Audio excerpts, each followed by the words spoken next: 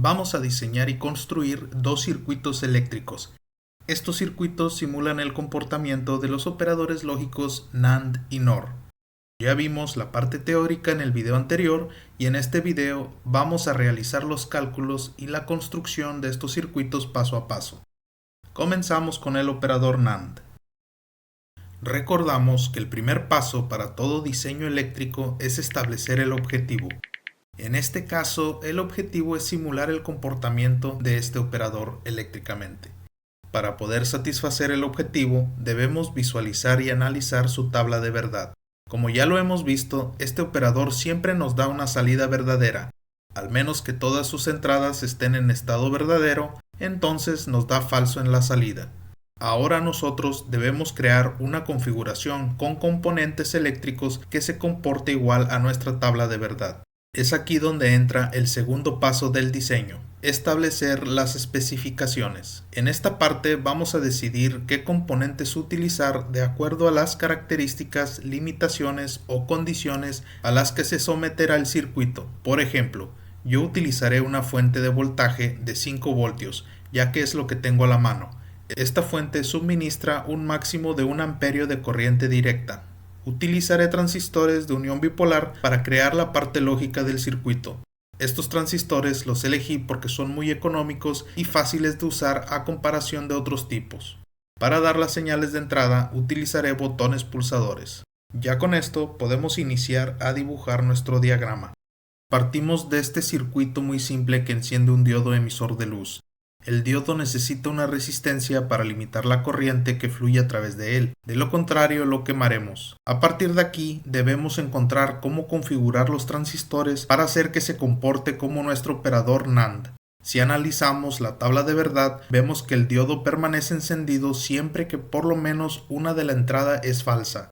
Esto es lo mismo que decir si A es falso o B es falso, la salida es verdadero. O sea que utilizamos el operador OR, pero con sus entradas negadas. Para crear el operador OR en un circuito basta con conectar los transistores en paralelo. Así la corriente tiene dos caminos por donde fluir, es decir, o fluye por aquí, o fluye por acá, o fluye por ambos caminos. Estos transistores deben activarse siempre que los botones no se opriman, ya que las entradas están negadas. Por lo tanto, los conectaremos a los 5 voltios de la fuente para que estén activados, pero utilizaremos resistencias ya que debemos limitar la corriente que entra a la base. Hasta ahora tenemos un circuito que funciona y cumple con la primera condición de nuestra tabla de verdad. Es decir, si no oprimimos nada, el circuito está encendido. Para hacer que los transistores se desactiven, les robaremos la corriente de la base. Para esto, le daremos un camino a tierra, pero con transistores para poder cerrar y abrirlos cuando nosotros deseemos. Las bases las conectaremos con una resistencia a los botones pulsadores y los botones a la alimentación positiva del circuito. De esta forma, cuando oprimamos cualquiera de los botones, un transistor secundario se activará, robándole la corriente a la base del transistor que permite el flujo de corriente del diodo, y lo desactiva. Confirmemos rápidamente haciendo el experimento mental. Cuando ambos botones están sin oprimirse, los caminos a tierra están cerrados, por lo que estos transistores permitirán el flujo de corriente por estos dos caminos, causando que el LED se encienda. Si oprimimos uno de los botones, un camino a tierra se abre y desactiva uno de los transistores primarios y cancela este camino, pero el diodo no se apaga ya que la corriente sigue fluyendo a tierra a través del diodo por este otro camino. Si invertimos los estados de los botones, tendremos la misma situación. El camino contrario se cancela, pero el otro se activa. Solo cuando ambos botones se oprimen, se cancelan los dos caminos y desactivaremos el diodo. Con esto vemos que nuestra parte lógica funciona. Una última cosa que debemos revisar en nuestro circuito son las bases de los transistores. Estas nunca deben quedar en estado flotante. Esto quiere decir que siempre que un circuito esté encendido, las bases siempre deben estar conectadas al lado positivo de la fuente o a 0 voltios. Así evitamos valores intermedios y falsas activaciones. Para estos dos transistores vemos que siempre están conectados al lado positivo. Cuando se active el transistor secundario, la base se polariza a 0 voltios. Así que estos dos están bien así como están. Para el segundo par de transistores tenemos que cuando el botón se oprime, sí están conectados a una señal positiva, pero cuando no están presionados, las bases quedan flotando. Esto lo corregimos conectando las bases a tierra o a 0 voltios mediante una resistencia. Y bien, ya tenemos nuestro diagrama completo. Teóricamente funciona. El siguiente paso es encontrar todos los valores de las resistencias y corrientes que desconocemos. Así que primero vamos a escribir las fórmulas que utilizaremos y todo lo que conocemos de nuestro circuito. Utilizaremos la ley de Ohm para encontrar resistencias y corrientes. Esta se lee como voltaje igual a corriente por la resistencia. También usaremos la ley de voltajes de Kirchhoff. Esta dice que la sumatoria de todos los voltajes en un circuito es igual a 0. Ahora tenemos que apuntar todo lo que ya sabemos del circuito, como lo son las características del diodo emisor de luz blanco. Vamos a su hoja de datos y tomamos lo necesario. Aquí nos dice que el diodo funciona con una corriente máxima de 20 mA. Y más abajo tenemos el voltaje típico al que este funciona. Nos dice que es de 3.2 voltios. Los apuntamos. También vamos a apuntar los valores conocidos de los transistores. Vamos a la hoja de datos para el transistor P2N2222A. Y como podemos ver hay mucha información, pero la mayoría de esta información es para cuando el transistor se utiliza como dispositivo de amplificación. A nosotros solo nos interesa utilizarlo como interruptor. Como ya hemos explicado en otros videos, cuando lo utilizamos de esta forma hay que hacerlo entrar en saturación. Entonces, bajo las características de encendido, aquí donde dice On Characteristics, tenemos en la parte de abajo los voltajes de colector emisor en saturación y base emisor en saturación. Esta parte nos dice prácticamente los rangos de las caídas de voltaje que se presentarán en estas secciones cuando se le aplican estas condiciones. Si observamos, aquí tenemos la corriente del colector dado en miliamperios en corriente directa y corriente de la base también dada en miliamperios en corriente directa. Aquí nos está indicando implícitamente que la ganancia que debemos tomar para asegurar la saturación es de 10. Es decir, si le doy 15 miliamperios a la base, en el colector tendré 15 por 10 igual a 150 miliamperios. Y si le doy 50, los multiplico por 10 y obtengo 500 en el colector. La caída de voltaje de base emisor está entre 0.6 y 1.2 voltios. Como también hemos visto, siempre suponemos que la caída de voltaje es de 0.7 voltios, así que estamos dentro del rango.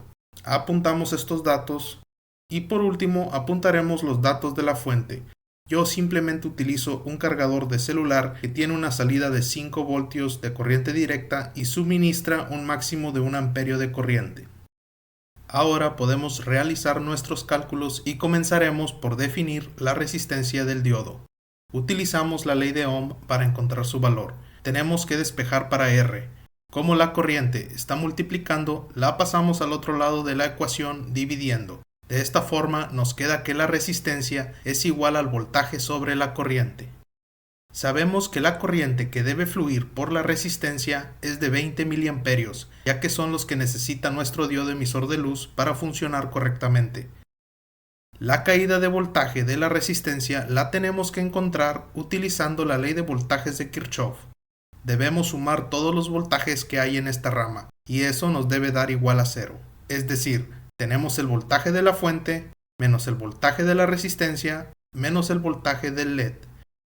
Si se preguntan por qué estos voltajes en vez de sumarse se están restando, recordemos que son caídas de voltaje. En otras palabras, la fuente nos brinda un potencial de energía.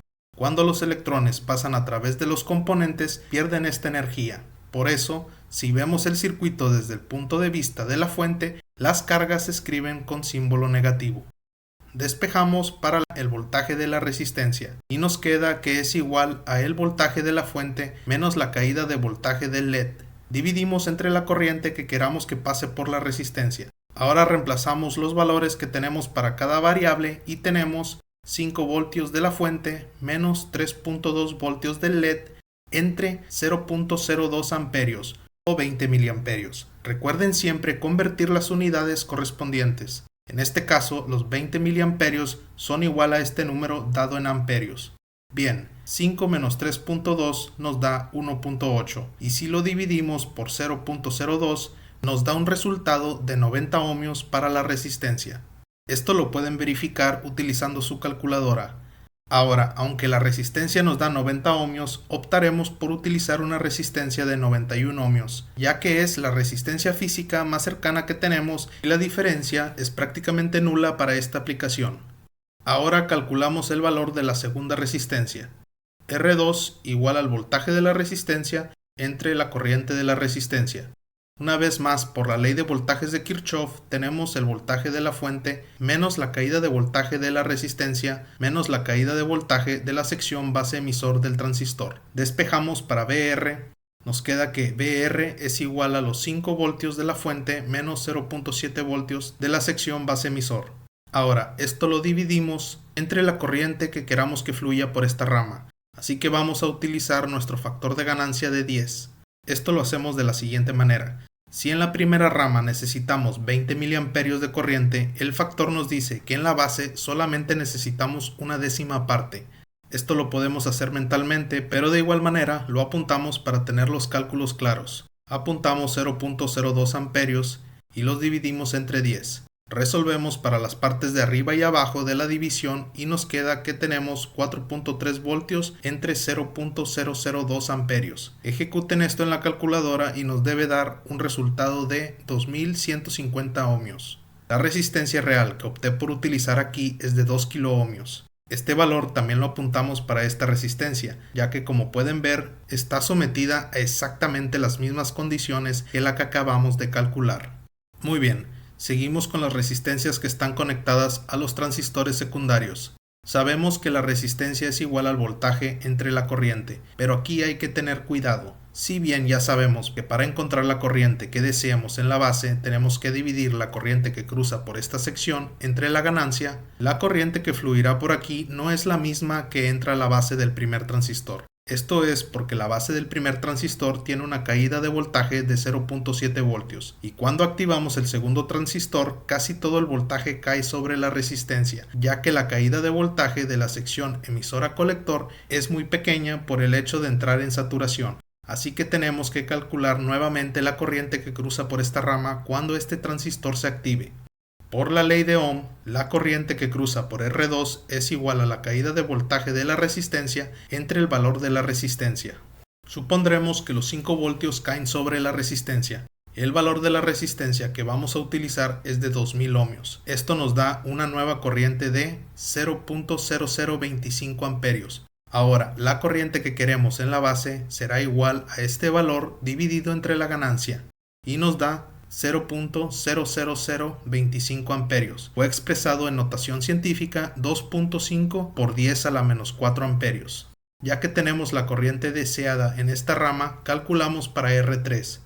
5 voltios de la fuente menos 0.7 voltios de la sección base emisor entre la corriente que acabamos de calcular. Nos da igual a 17.200 ohmios. Yo opté por utilizar una resistencia de 18 kiloohmios.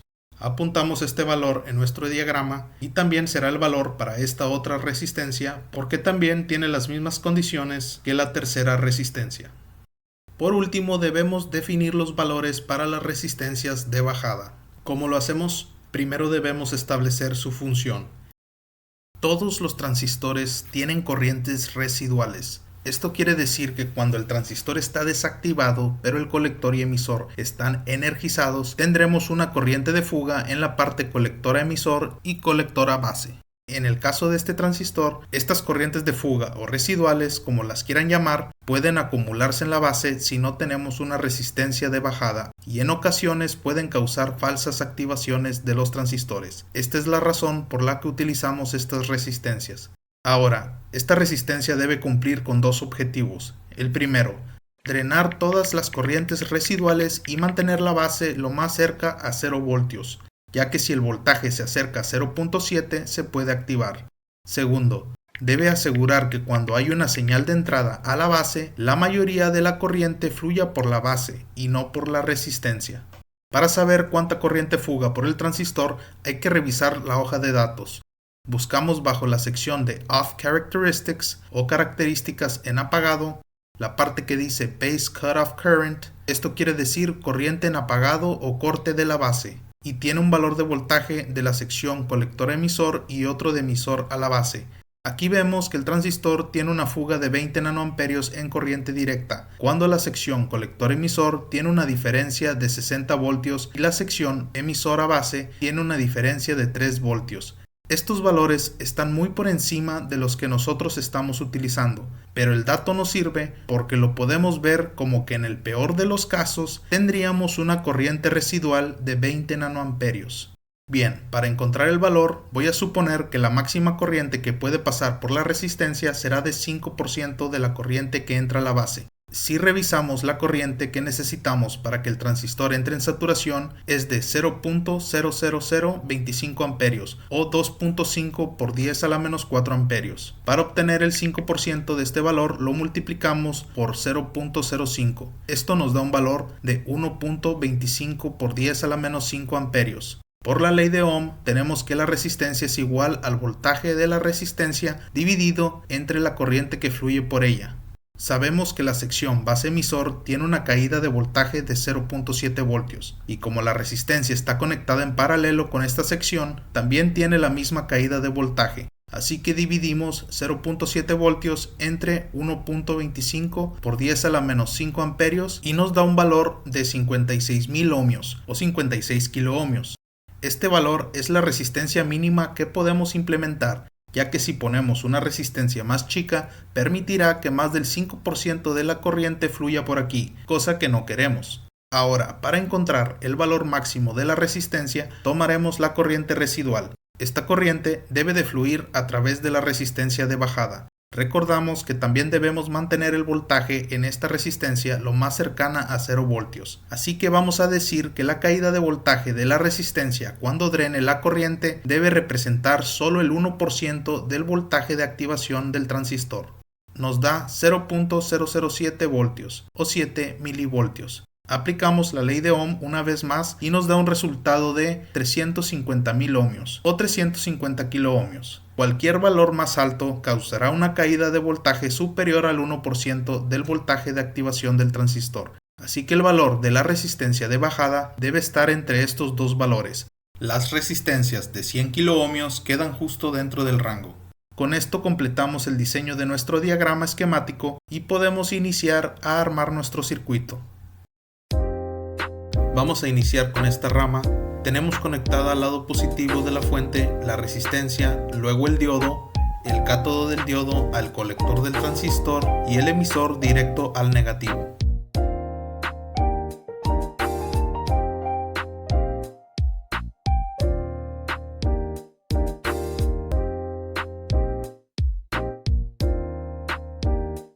Como pueden ver, cometí un error al conectar el diodo emisor de luz. Debería ir conectado en este orificio. Así que ustedes asegúrense de que esté bien conectado, yo lo corregiré ya que termine de armar el resto. Ponemos una conexión para unir el LED al colector del transistor.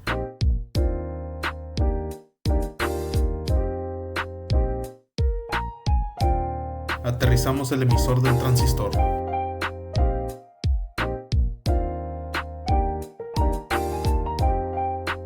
Ahora continuamos con la segunda rama y conectamos la resistencia de 2 kiloohmios que está entre el positivo de la fuente y la terminal de la base.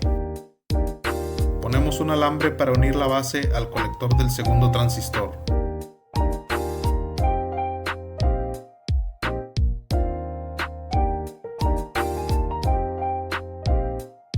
Aterrizamos el emisor del segundo transistor. Pasamos a la tercera rama del circuito y primero conectamos la resistencia de bajada de 100 kiloohmios. Luego la resistencia de 18 kiloohmios. Esta va conectada a un botón y el botón al positivo de la fuente.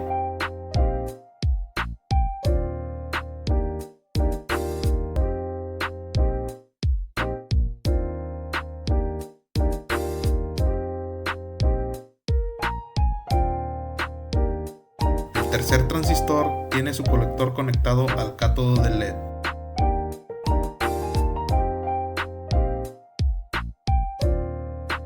Aterrizamos este transistor. Ahora conectamos su resistencia de 2 kiloohmios.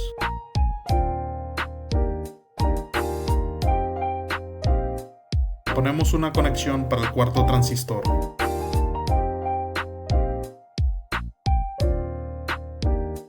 Lo aterrizamos. Conectamos su resistencia de bajada. Y ahora hacemos la parte de la resistencia y el botón.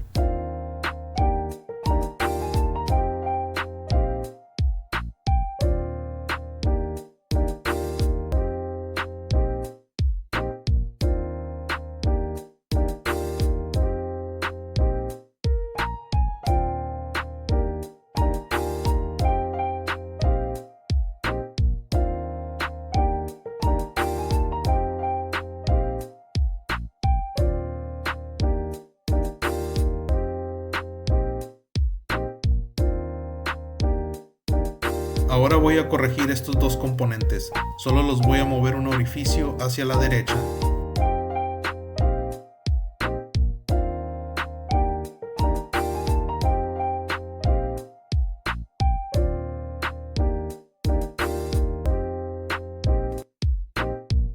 Ok, la tabla de verdad para la compuerta NAND nos dice que siempre debe estar encendido, solo cuando se opriman ambos botones el circuito se apaga, así que ahora voy a conectar la fuente. Y ahí lo tenemos, sin oprimir nada el circuito enciende. Oprimimos un botón y sigue encendido. Oprimimos el segundo, igual sigue encendido. Ahora cuando oprimo los dos, vemos que se apaga. Y listo, ya tenemos el circuito para nuestra primera compuerta.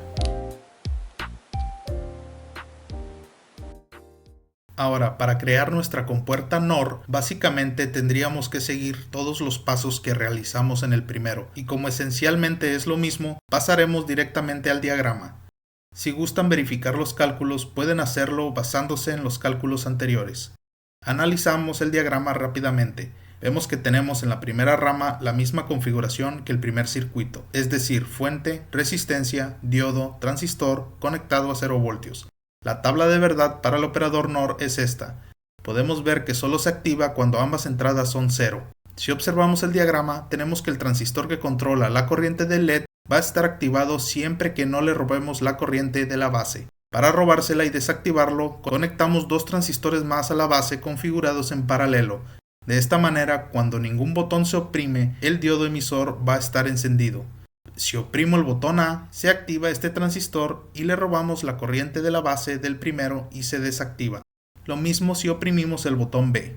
Y si ambos botones están presionados, pues vamos a tener dos caminos abiertos para robarle la corriente, así que el primer transistor en este caso también se desactivará. Podemos observar que este comportamiento es el mismo que el de nuestra compuerta NOR. Ahora lo armamos.